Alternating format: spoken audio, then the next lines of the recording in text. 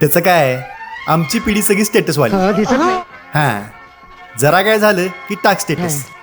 रोज सकाळी 9 वाजले की सोशल मीडिया उघडायचा आणि स्टेटस टाकून द्यायचा. अगदी सरकारी नोकरी असल्यासारखं हे काम करतोय मी. डोकं वाजवताय. त्याचं काय, आम्ही कधी सरकारी नोकरी केली नाही ना, त्यामुळे माहित नाही काय असतं ते. आजच सकाळी टाकला स्टेटस सांगतो, तुम्ही कधीच ऐकला नसशील.